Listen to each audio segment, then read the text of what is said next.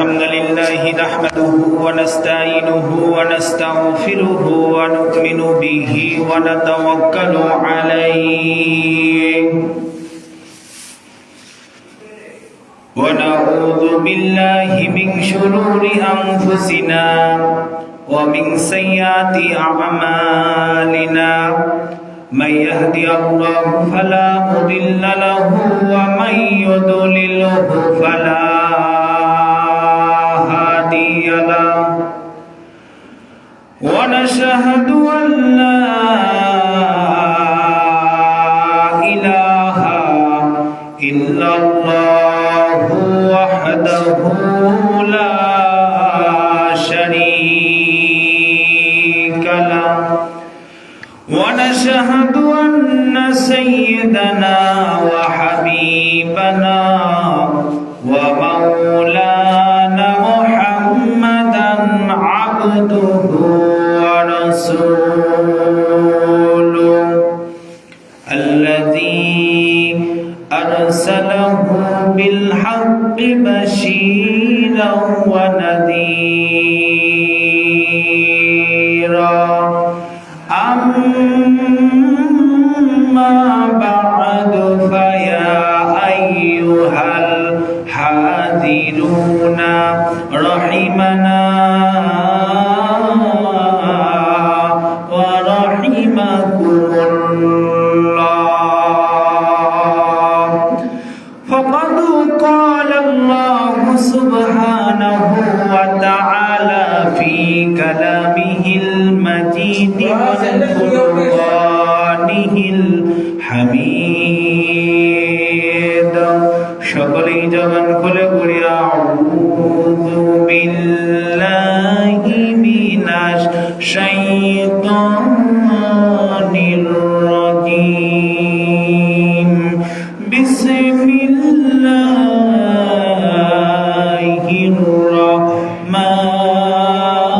রাহমানির রহিম ইয়া আইয়ুহান নাসু রাব্বাকুমুল্লাযী খালাকাকুম ওয়াল্লাযীনা মিন ক্বাবলিকুম লাআল্লাকুম তাত্তাকুন آمنت بالله صدق الله العظيم وصدق رسوله النبي الكريم ونحن على ذلك من الشاهدين والشاكرين সকলে আওয়াজ করে পড়ি আলহামদুলিল্লাহি রাব্বিল আলামিন وقال تعالى في شان رسول الله صلى الله عليه وسلم آمرا ومخبرا إن الله وملائكته يصلون على النبي يا أيها الذين آمنوا صلوا عليه وسلموا تسليما اللهم صل على محمد وعلى آل محمد كما صليت على إبراهيم وعلى آل إبراهيم إنك حميد مجيد اللهم بارك على محمد وعلى آل محمد كما باركت على إبراهيم وعلى آل إبراهيم إنك حميد مجيد اللهم صل على محمد وعلى آل محمد كما صليت على إبراهيم وعلى آل إبراهيم إنك حميد مجيد اللهم بارك على محمد وعلى آل محمد كما باركت على إبراهيم وعلى آل إبراهيم إنك حميد مجيد بلغ العلا بكماله كشف الدجى بجماله حسنت جميع خصاله صلوا عليه وآله مشرق حب محمد مطلع ديوان ما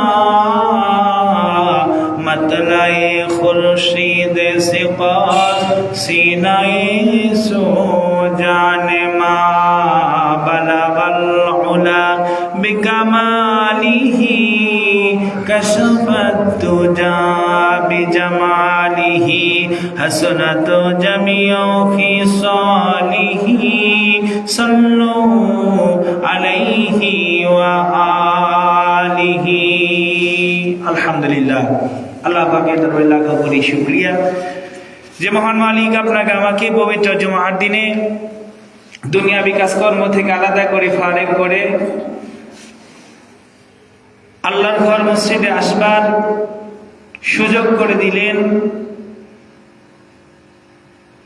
নারী পুরুষ সকলেই নির্বিশেষে মহান আল্লাহ পাকের শুকরগুজার করছি, সকলেই বলছি আলহামদুলিল্লাহ। আলহামদুলিল্লাহ।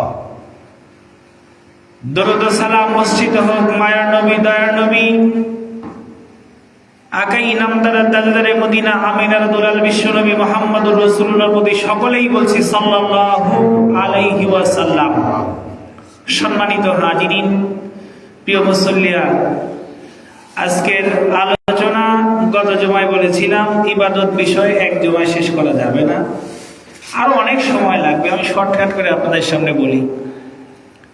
আজকে দ্বিতীয় পাঠ আপনাদের সামনে আলোচনা করার জন্য নিয়ত করেছি ইনশাআল্লাহ। আল্লাহ পাক যদি তৌফিক দান করেন ইনশাআল্লাহুল আজিজ এইখান থেকে আপনাদের সামনে কিছু কথা বলার জন্য চেষ্টা করব। আমা তৌফিক ইল্লা বিল্লাহ। সম্মানিত হাজিরিন, আল্লাহ সুবহানাহু ওয়া তাআলা কোরআনুল কারীমের ভিতর কি বলছেন খুব ভালোভাবে শুনতে হবে। ইয়া আইয়ুহান নাসু উবুদু রাব্বাকুমুল্লাযী খালাকাকুম ওয়াল্লাযীনা মিন ক্বাবলিকুম লাআল্লাকুম তাত্তাকুন।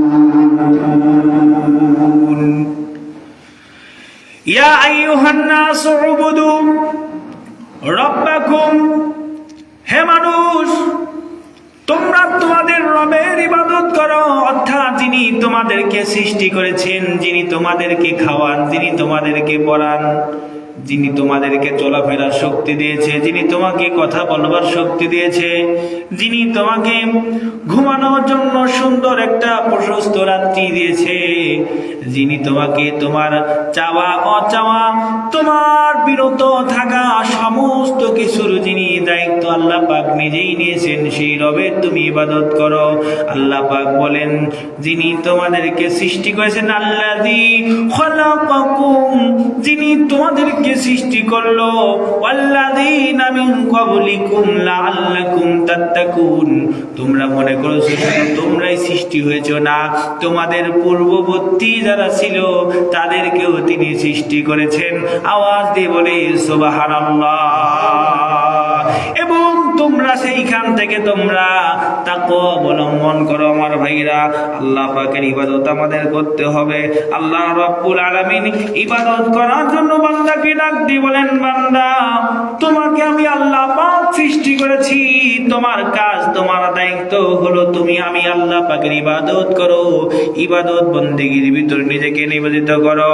আল্লাহ রাব্বুল আলামিন কুরআনুল কারীমের ভিতর বলেন, রব্বুস সামাওয়াতি ওয়াল আরদি ওয়া মা বাইনাহুমা ওয়া রব্বুল মাশারিক, যিনি আসমান সমূহ ও জমিন এবং এ দুয়ের মধ্যে যা কিছু আছে সমস্ত কিছুর রব।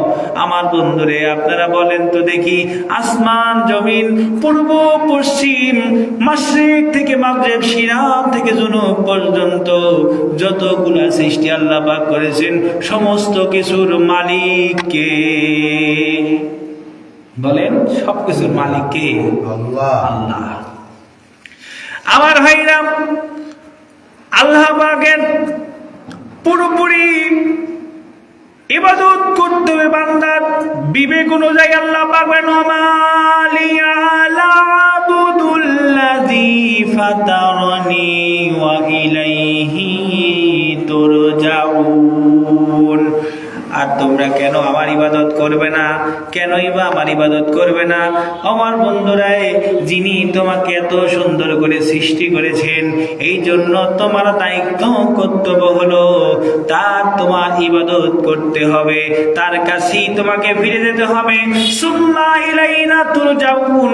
পৃথিবীর আনাচে কানাচে যেখানে তুমি থাকো না কেন, তুমি পৃথিবীর যেই প্রান্তে থাকো না কেন, তোমার দায়িত্ব কর্তব্য হলো ওই আল্লাহর প্রতি বিশ্বাস রাখতে হবে। ওই আল্লাহ পাক তুমি যেখানে তুমি বসবাস করো না কেন, আল্লাহ পাকের দরবারে তোমাকে আমার বন্ধুরে একনিষ্ঠ ভাবে তোমাকে উপস্থিত হইতে হবে। আমার বন্ধুরা, আমার ভাইরা, খেয়াল করে শুনুন, আল্লাহ রাব্বুল আলামিন বলেন আল্লাহ ছাড়া অন্য কারো ইবাদত করা যাবে না। আমার বন্ধুরে, অন্য কারো যদি ইবাদত করা হয় সেইটা হবে মান্তর না মান্তর, ওইটা হবে শুধু মানুষের মুখের একটা কথা মতো। আল্লাহ পাক বলেন কুল আফা গায়রাল্লাহি তা'মুরুনি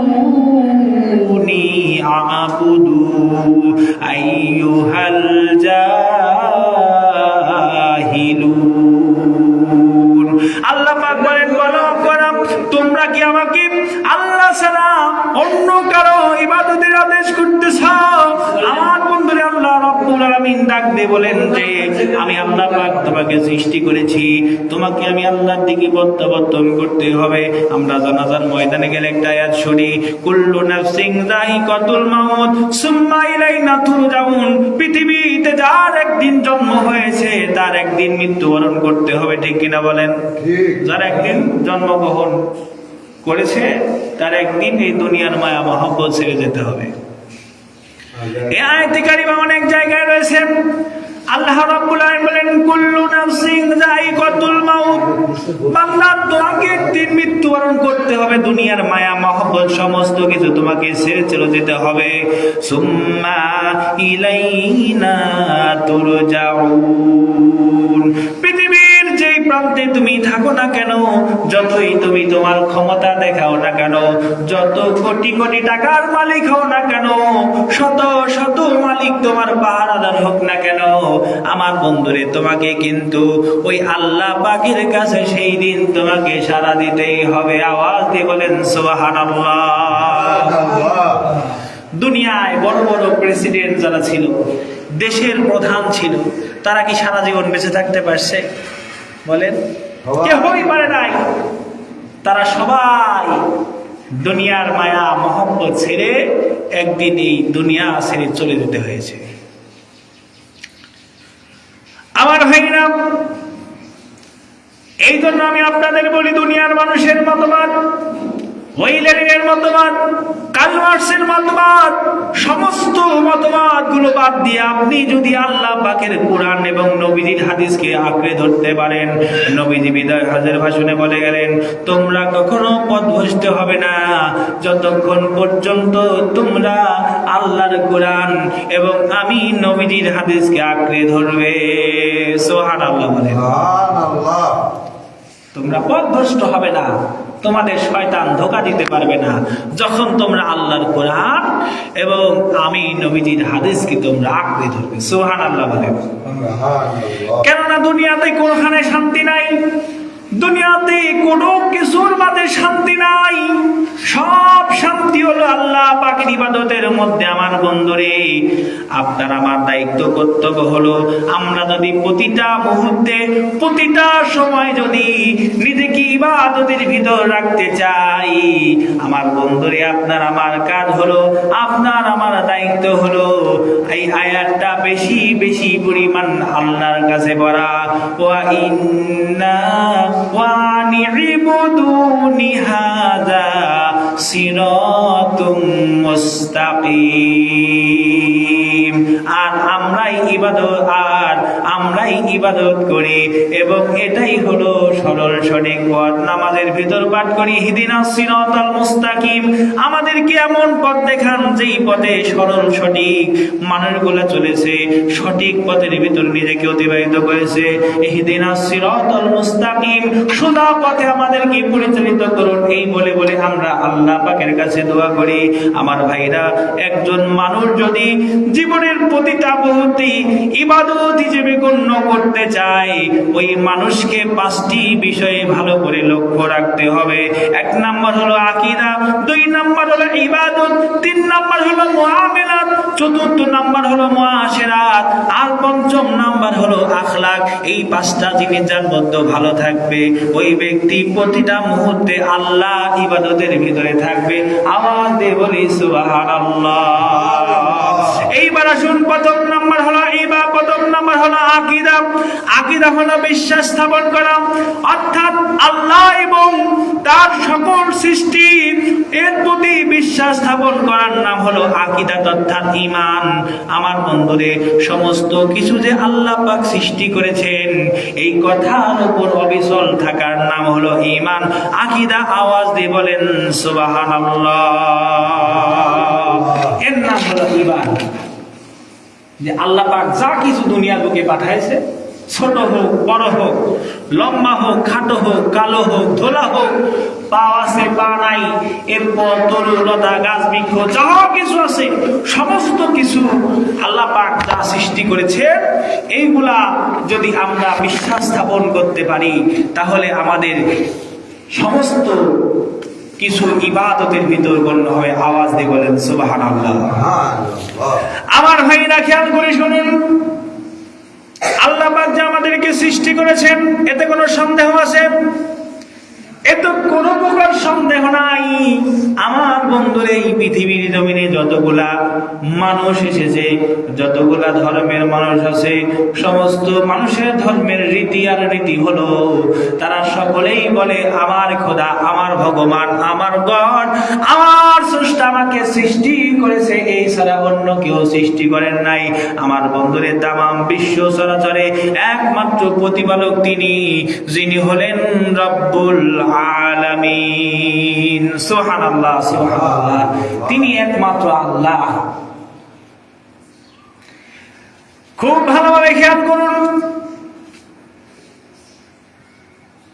এই তামাম দুনিয়ার জমিনে যতগুলা সৃষ্টি আছে, একজন স্রষ্টা সৃষ্টি করেছেন, তিনি আর কেউ নয়, তিনি হলেন আমাদের মালিক, আমাদের খালিক, আমাদের স্রষ্টা আল্লাহ সুবহানাহু ওয়া তাআলা। আমার বন্ধু ইমাম আশরাফ আলী থানভী রাহমাতুল্লাহ আলাইহির জামানার একটা ঘটনা বলি। এক হিন্দু জমিদার ছিল, তার কোনো সম্পদের অভাব ছিল না, লোকবলের অভাব ছিল না, কোনো কিছুরই অভাব ছিল না, সব কিছু আল্লাহ পাক তাকে দিয়েছিলেন। ধন সম্পদের অভাব দেয় নাই, ছেলে সন্তানের অভাব দেয় নাই, বিবি বাল বাচ্চার অভাব দেয় নাই, রাজ্য বিস্তারে কোনো কিছুর অভাব দেয় নাই। আমার বন্ধুরে, ওই ব্যক্তি ছিল একজন হিন্দু ধর্মের লোক। তিনি চিন্তা করলেন যে আল্লাহ আমার ভগবান আমাকে সব কিছু দিয়েছে, ছেলে মেয়ে দিয়েছে, রাজ্য দিয়েছে, সম্পদ দিয়েছে, আমার লোকবল দিয়েছে, সমস্ত প্রটোকল আমাকে আমার ভগবান দিয়েছে। তবে আমার মনের বড় একটা ইচ্ছা সংকল্প হলো, যেই ভগবান, যেই স্রষ্টা আমাকে এত কিছু দিল, বিবি দিল, সন্তান দিল, সম্পদ দিল, লোকবল দিল, কাজে আমার কাজ, আমার মনের শখ ইচ্ছা হলো আমি ওই ভগবানকে একবার দেখতে চাই। আপনারা বলেন, দেখতে পারবে কি পারবে না? ভগবান দেখা যায় না? দেখা যায়। হিন্দুদের ভগবান কিন্তু দেখা যায়। আল্লাহ রাব্বুল আলামিনের বান্দা যারা হবে, তারা বিশ্বাস করে লা ইলাহা ইল্লাল্লাহু মুহাম্মাদুর রাসূলুল্লাহ। সকলেই বলি সাল্লাল্লাহু আলাইহি ওয়াসাল্লাম। সাক্ষ্য দিচ্ছে আল্লাহ ছাড়া কোনো মাবুদ নাই, আর মুহাম্মদ সাল্লাল্লাহু আলাইহি ওয়াসাল্লাম আল্লাহ পাকের বান্দা এবং রাসূল এই কথার প্রতি অবিচল থেকে আমার বন্ধু দুনিয়াতে ইবাদত করে আল্লাহ পাকের যখন ইচ্ছা হয়ে যাবে তখন আল্লাহ পাক দুনিয়ার বুক থেকে তাকে টিকিট কাটিয়ে ওই মাটির জগৎ থেকে আল্লাহ পাক কিয়ামত দিবসে উত্থিত করবেন। আওয়াজ দিয়ে বলেন সুবহানাল্লাহ। ওই হিন্দু ব্যক্তি বা জিজ্ঞাসা করতেছেন যে আমার ভগবান এত কিছু আমাকে দিল, কোনো কিছুর অভাব দেয় নাই, সম্পদের অভাব নাই, বিবি বাল বাচ্চার অভাব নাই, লোক পাল পেয়াদার কোনো অভাব নাই, সুখের কোনো অভাব নাই, সমস্ত কিছু তিনি আমাকে দিল। আমার মনের বড় ইচ্ছা, আমার মনের বড় শখ, আমি ওই ভগবানকে একবার দেখতে চাই। আমার বন্ধুরা আপনারা বলেন সুধী সমাজ, সে কি তার ভগবানকে দেখতে পাবে কি পাবে না? পাবে। হিন্দুরে ভগবান দেখা যায় পরে 12 মাসে 13 বোঝা 3000-এর উপর হলো ভগবান। কোনটা কখন কাক ভগবান মানাচ্ছে এর ঠিক নেই।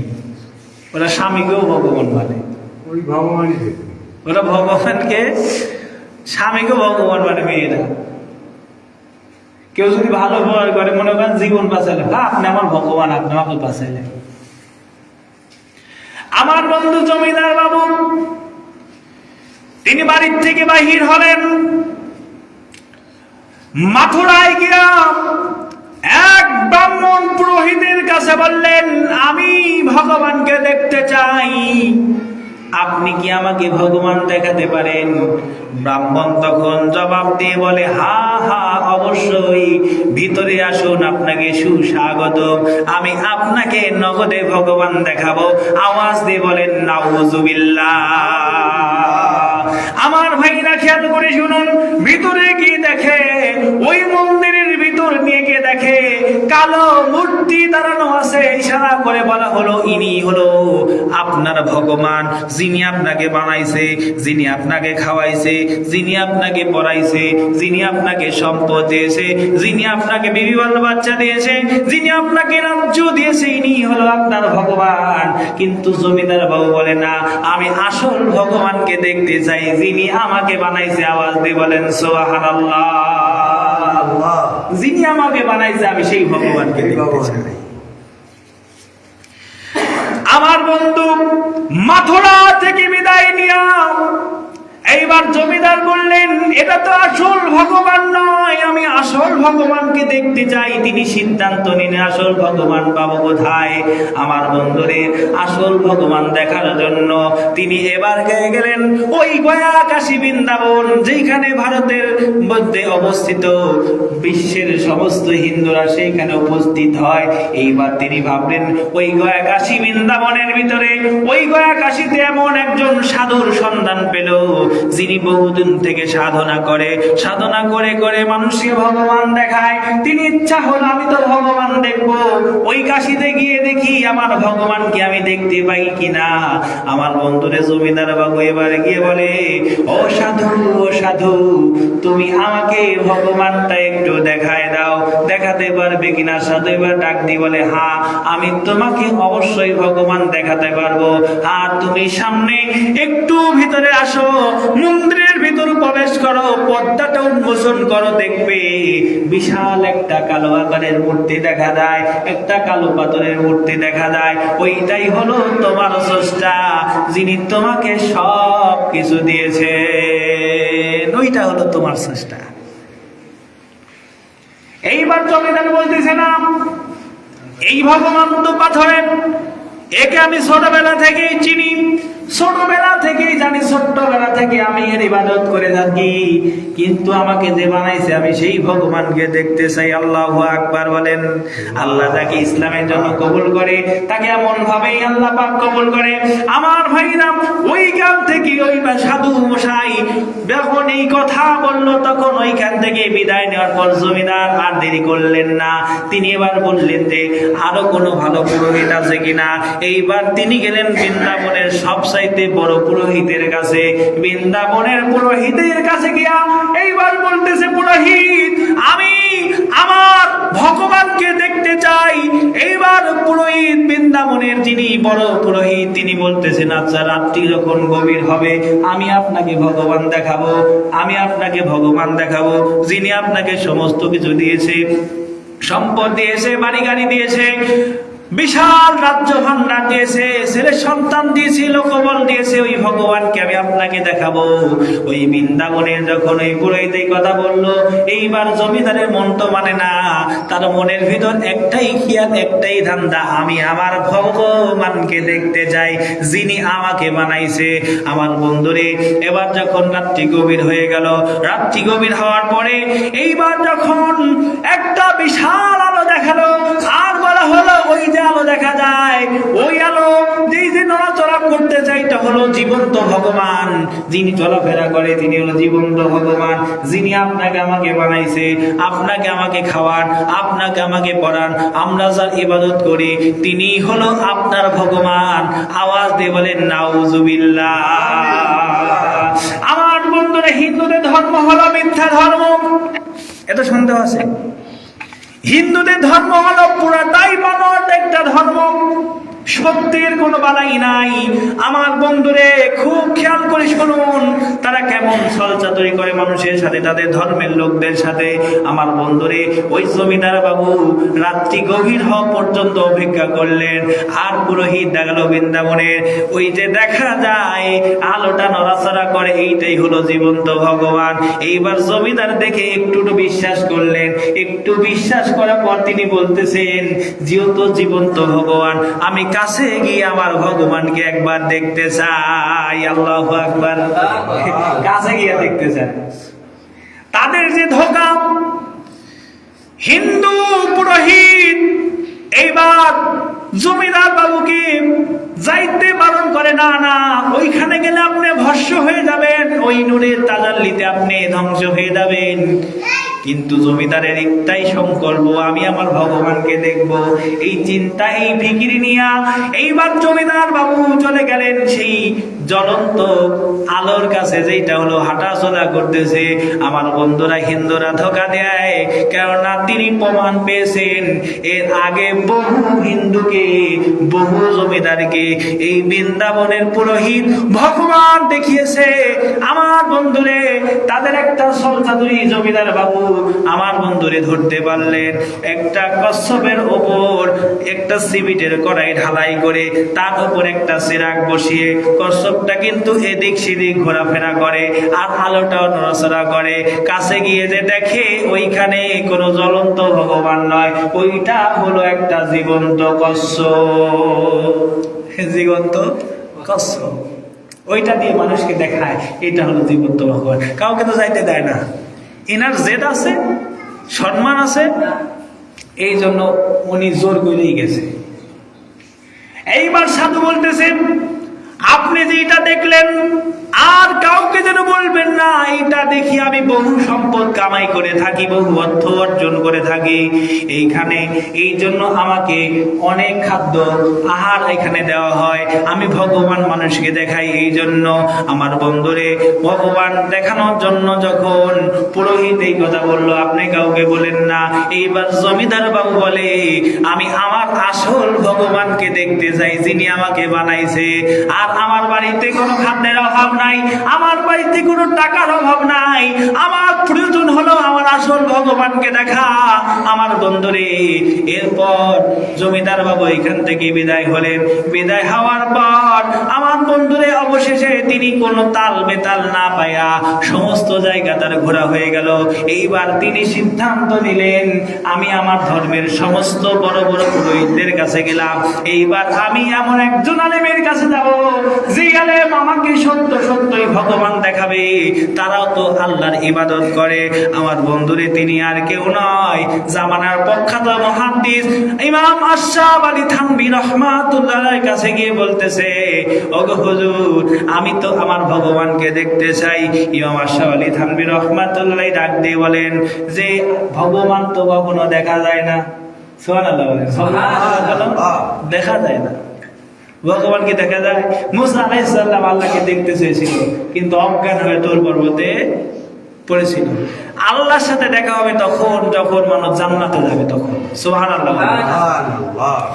ইমাম আশরাফ আলী থানভী রাহমাতুল্লাহ আলাইহি বললেন, জমিদার বাবু, আপনি আপনার বড় রবকে দেখতে চান, আপনার বড় স্রষ্টাকে দেখতে চান, আপনার কর্তব্য আর দায়িত্বের প্রতি আপনি একনিষ্ঠ, আপনি নিয়তে অনুযায়ী একেবারে পাকাপোক্ত, আপনি আপনার ভগবানকে দেখতে চান। তবে হ্যাঁ, আপনি আপনার ভগবানকে দেখতে পাবেন না।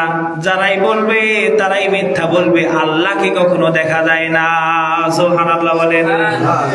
ইমাম আশরাফ আলী থানভী রাহমাতুল্লাহ আলাইহি ডাকতে বলেন, ও জমিদার বাবু, আপনি খেয়াল করে শুনুন, মনোযোগ দিয়ে শুনুন। আপনি যদি মুসলমান হন তাহলে আপনি আল্লাহকে দেখতে পাবেন, এইটাও ভুল কথা। আপনি মুসলমান হলেন, ঈমান আনলেন, ঈমান অনুযায়ী আপনার মৃত্যু হয়ে গেল, এরপর আপনার কবর জগৎ, এরপর থেকে আল্লাহ পাক যখন হিসাব নিকাশ করে আপনাকে যখন জান্নাতের ভিতর ঢোকাবে, ওই জান্নাতে যাওয়ার পর আল্লাহ পাক তখন আপনার সঙ্গে দেখা করবেন। এইটাই হলো সত্য। এইবার জমিদার বলতেছেন, সত্যই কি এইটা সত্য? আল্লাহর বান্দা ইমাম আশরাফ আলী থানভী রাহমাতুল্লাহ বললেন, হ্যাঁ, এইটাই চিরন্তন সত্য। আপনি ঈমান আনবেন, আল্লাহর প্রতি বিশ্বাস করবেন, তিনি যা কিছু দুনিয়ার জন্য সৃষ্টি করেছেন এই সৃষ্টিগুলোর প্রতি বিশ্বাস স্থাপন করবেন। আর এর অবস্থায় যদি আপনার মৃত্যু হয়, অর্থাৎ ঈমানের প্রতি যদি আপনার মৃত্যু হয়, আকীদার সাথে যদি আপনার মৃত্যু হয়, অর্থাৎ আল্লাহ পাক এবং তার সকল সৃষ্টির প্রতি যদি আপনি বিশ্বাস করেন, এটাই হলো আপনার জন্য ঈমান। এই ঈমান অবস্থায় যদি আপনি মৃত্যুবরণ করেন, তাহলে মনে রাখুন আপনি আল্লাহকে দেখতে পাবেন। আওয়াজ দিয়ে বলেন সুবহানাল্লাহ। আল্লাহ পাক বলেন, বুজুহু ইয়াউমাইযিন নাদিরা ইলা রাব্বিহা নাদিরা। আল্লাহু আকবার বলেন। সেই দিন কোন কোন মুখমণ্ডল উজ্জ্বল হবে, তারা তাদের প্রতিপালকের দিকে তাকায় থাকবে। আল্লাহ পাকের যারা জান্নাতি বান্দা হবে, জান্নাতের ভিতরে গিয়ে তারা আল্লাহ পাকের দিকে উজ্জ্বল চেহারা তাকায় থাকবে। আওয়াজ দিয়ে বলেন সুবহানাল্লাহ। আমার বন্ধুরে, দুনিয়াতে কোনো মানুষ তার চক্ষু দ্বারা আল্লাহকে দেখতে পারবে না। আমার বন্ধু, ওই ঘটনার ব্যাখ্যা হলো, লা তুদরিকুল আবসারু ওয়া হুয়া ইউদরিকুল আবসার ওয়া হুয়াল লাতীফুল খবীর। আল্লাহু আকবার বলেন। এমন কোন দৃষ্টি নাই যে আল্লাহ পাককে দেখতে পাবে, এমন কোন চোখ নাই যে আল্লাহ পাককে দেখতে পাবে, এমন কোন চক্ষু নাই যে আল্লাহ পাককে দেখতে পাবে। এমন চক্ষু আল্লাহ পাক দুনিয়ার কাউকে দেয় নাই। তিনি সুদক্ষ, সুদর্শীন, সেই আল্লাহ রাব্বুল আলামিন বান্দার সাথে সাক্ষাৎ করবেন। আমার বন্ধুরে, জান্নাতের ভিতরে। আওয়াজ দিয়ে বলেন সুবহানাল্লাহ।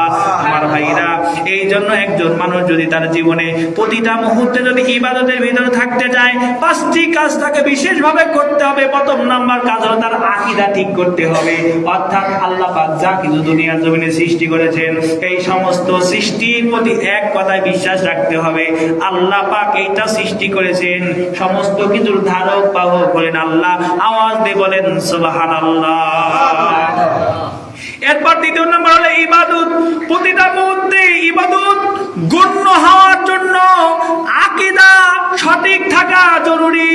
আমার বন্ধুরে, আকীদা হলো আমার বন্ধু মনের ব্যাপার, আর ইবাদত হলো দৈহিক ব্যাপার। আকীদা হলো বিশ্বাস করতে হবে মন থেকে, এইটা হয়, এইটা হয়, এইটা হওয়া সম্ভব। আর ইবাদত করতে হবে, নামাজ আদায় করতে হবে, যাকাত দিতে হবে, হজ করতে হবে, রমজানের রোজা রাখতে হবে, পর্দা করতে হবে। এইগুলা কিন্তু দৈহিক বিষয়, আপনার ব্যক্তিগত, আপনার দেহের সাথে সম্পৃক্ত। আমার বন্ধুরে, এরপর তৃতীয় নাম্বার হলো মুআমেলাত, পরস্পরের লেনদেন করা। পরস্পর লেনদেনের ভিতর শরিয়া অনুযায়ী লেনদেন করতে হবে। সুদ, ঘুষ, জেনা, ব্যভিচার, অন্যায়ের সাথে কোনো শরিয়ার সাথে সম্পৃক্ত নাই। ঠিক কিনা বলেন? অর্থাৎ পাঁচটা কাজ আপনার জীবনের সাথে সম্পৃক্ত থাকলে আপনি মনে করবেন যে আপনি ইবাদতের ভিতরে আছেন। সুবহানাল্লাহ বলেন। এক নাম্বার হলো আকীদা, দুই নাম্বার হলো ইবাদত, তিন নাম্বার হলো মুআমেলাত, অর্থাৎ লেনদেন। লেনদেনের সম্পর্ক হতে হবে শরিয়া সম্পর্ক। সুদ, ঘুষ, প্রতারণা করা, জালিয়াতি করা, এইটা হলো মুআমেলাতের অন্তর্ভুক্ত নয়, শরিয়াতের অন্তর্ভুক্ত নয়। এরপর হলো মুআশিরাত, পরস্পর বসবাস করা। এরপর হলো আখলাক, শরীয়তের দৃষ্টিতে সৎ স্বভাবকে আখলাক বলা হয়। সৎ স্বভাব বানাতে হলে হিংসা ছাড়তে হবে। কি ছাড়তে হবে বলেন? হিংসা ছাড়তে হবে, রাগ ছাড়তে হবে, ঘৃণা ছাড়তে হবে, শত্রুতা ত্যাগ করতে হবে। আমার ভাইরা, হিংসা হলো অন্যায়, অন্যের উন্নতি থেকে সহ করতে না পারার নাম হলো হিংসা। আখলাক যদি ভালো রাখতে চান, কয়েকটা কাজ ভালোভাবে করতে হবে। কয়েকটা কাজের ভিতর 4টি কাজ বিশেষ হবে। এক হলো হিংসা ত্যাগ করতে হবে, 2 নাম্বার হলো রাগকে পরিহার করতে হবে, এরপর 3য় নাম্বার হলো বিদ্বেষ পরিহার করতে হবে, এরপর হলো 4 নাম্বার হলো ঘৃণা পরিত্যাগ করতে হবে, এরপর হলো আরেকটা হলো শত্রুতা। এইটা কিন্তু বিভিন্ন ভাবে হয়ে থাকে। আমার বন্ধুরে, শত্রুতা যে ব্যক্তি ত্যাগ করতে পারবে তার আখলাক চরিত্রটা ভালো হবে। আওয়াজ দিয়ে বলেন সুবহানাল্লাহ। এক কথায় বলে যাই, হিংসা হলো অন্যের উন্নতি দেখে মনের ভিতরে একটা জল্পনা কল্পনা করে প্রতিহিংসায় জ্বলার নাম হলো হিংসা। 2 নাম্বার রাগ, যাদের জ্ঞান কম তারাই হলো রাগ করে। যারা জ্ঞান কম তারাই রাগ করে। এক কথায় উত্তর, যাদের জ্ঞান কম তাদের রাগ হয়। বিদ্বেষ হলো কেউ কোনো ক্ষতি করলে তার প্রতিশোধ না নিতে পারলে মনে মনে তার প্রতি যে ঘৃণা উদ্রেক হয় তাকেই বিদ্বেষ বলা হয়। মানে ও আমার ক্ষতি করছে, আমি ওর ক্ষতি করবো, এর রাগ পোষণ করতেই আছে। এটা হলো বিদ্বেষ। এরপর হলো ঘৃণা, অর্থাৎ অপছন্দ করা। একজন মানুষ কি সবার পছন্দ মতন হবে না। আখলাক ভালো করতে গেলে এই 5টা জিনিস আবার লাগবে। তাই তো বিশেষ করে 4টা। এক হলো হিংসা দূর করতে হবে, রাগ দূর করতে হবে, বিদ্বেষ দূর করতে হবে, ঘৃণা দূর করতে হবে, আর 5ম নাম্বার হলো শত্রুতা দূর করতে হবে। এখন যদি আপনার আমার সামনে ইসলাম গঠিত কোনো কাজ করতে লাগে, ওই সম্প্রদায়ের প্রতি আপনার আমার শত্রুতা করা প্রয়োজন আছে না নাই বলেন? বাউল কুলাঙ্গার দ্বারা বলে কুল আউযু বিরাব্বিন নাস মালিকিন নাস ইলাহিন নাস মিন শারিল ওয়াসওয়াসিল খান্নাস। আল্লাহ পাক বলে এই আয়াতে, এই সূরার ভিতর বলছে মানুষকে নাচানাচি করার জন্য। নাউজুবিল্লাহ বলেন। ওই কুত্তার বাচ্চাকে পাইলে কি করতে মন চায় আপনার বলেন? এই রশিদ সরকার এই কুত্তার বাচ্চা যদি পাওয়া যায় তাহলে কি করতে মন যাবে? ওকে যেমনে পারেন সেমনে ভাবে মার দিল, গায়ে দাগ কি যাবে না বলেন? আল্লাহ পাক বলে সূরা নাসের ভিতর বলছে যে নাচানাচি করার জন্য। আপনারা তো এগুলা জানেন না, যারা ফেসবুক চালায় এরা দেখছেন। এক কথা, এলাকায় কোনো বাউল গান ফকিরিন্তি গান হতে দেওয়া যাবে না। এরা আল্লাহর সাথে দ্বিত্বতা শরীক করে, আর এটা যারা করবে তাদের ইবাদত সব শেষ, সব শেষ, এক কথায় শেষ। ওরা মঞ্চে উঠে বলে আসেন কোন হুজুর, আসেন আমাদের সাথে বসেন। হুজুরের খায় দেখার নাই, তোমার সাথে তলব করতে যাবে। সম্মানিত ভাইরা আমার, আমাদের ঈমান সজাগ রাখতে হবে যাতে আমাদের ঈমানটা কেউ হানা দিয়ে কেড়ে না নিয়ে যায়। সাবধান হতে হবে, আমাদেরকে সতর্ক হতে হবে। ঈমান কেড়ে নেওয়ার জন্য ইহুদিদের এজেন্টরা একেবারে ওত পেতে আছে। খাবলা দিয়ে ধরবে মানে শিয়াল হয়ে মুরগি ছাগলকে নিয়ে যায়। আমাদের ঈমানটা ইহুদি খ্রিস্টানরা নেওয়ার জন্য একেবারে ওত পেতে আছে।